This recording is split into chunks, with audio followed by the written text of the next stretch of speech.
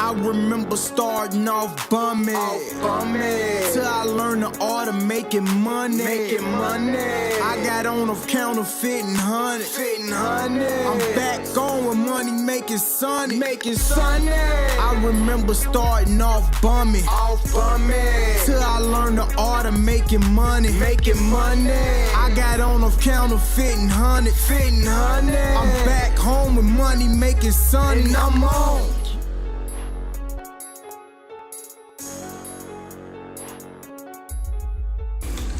Julius Davinci.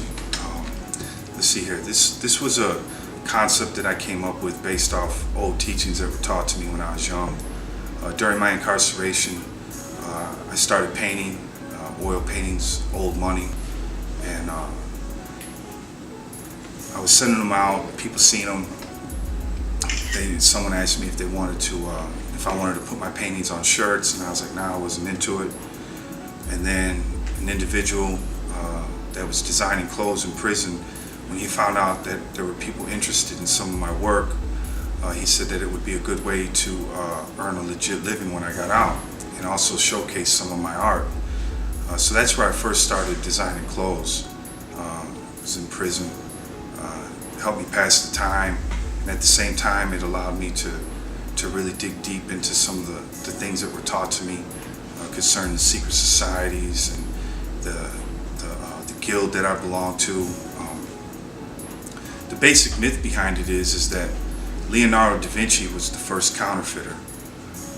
And the way the story went, the way it was taught to me by my teacher, who I had termed Peak Da Vinci in the book The Art of Making Money, is that Leonardo was an apprentice for Verrocchio. And during his apprenticeship with Verrocchio, Lorenzo Medici trying to make Florence the new Alexandria. He was bringing poets and artists and sculptors and philosophers. He was bringing all these people into Florence in order to make it the new social pot, I guess you'd say, of the artists of the world. And during this time, he found himself going broke. He was using the wealth that his father, Cosimo Medici, had acquired to do this. The myth goes is that Lorenzo went to Leonardo when he was about 17, when he was still underneath Verrocchio's tutelage, and asked him if he could perform alchemy. Now, at the time that Lorenzo came to him, it was more of a sorcery, he thought. He didn't really realize that it was about melting the gold down and then reminting it. As I said, the story was taught to me, and while I was in prison and writing the book, I started to really open up to some of the things that were taught to me, this being one of them. And so that's where, when I started designing,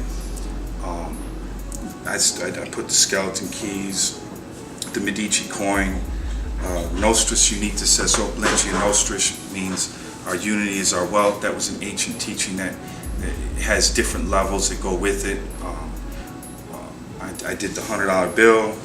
You know, this was the first 100 that I learned how to print when I was 15 years old. And so I took all the things that had some meaning in my life and I put them within the shirts, each one having a different meaning behind it.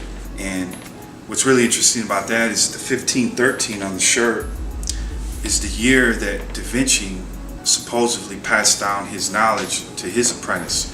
And the reason he did this was to make sure that the artist was able to create without worrying about his financial situation. And so through time, this knowledge of counterfeiting the king's gold, the Medici gold, whatever currency was at the time, was basically used so the artist could continue doing painting, sculpting, without worrying about not eating and things of that nature. So that's where my teacher taught me, you know, that this ancient form of creating was a way to support ourselves while we did art.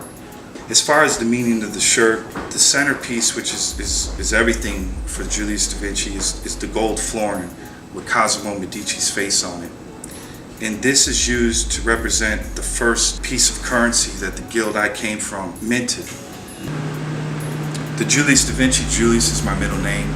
Da Vinci was our master, so I am Julius Da Vinci. the $100 bill is the first 100 that I learned how to print. In the Nostris Unitas es Opulentiae Nostris is our unity is our wealth. Everything revolves around unity, the human united, that there's no race, financial separation, that we all have a spirit, soul, mind, and everyone that walks this planet is special in some way. That's what this represents when you put on one of these shirts, is a unity of humanity.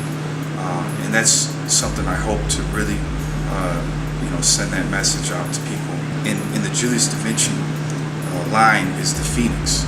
And the myth of the phoenix is that every 500 years it turns into ashes and is reborn.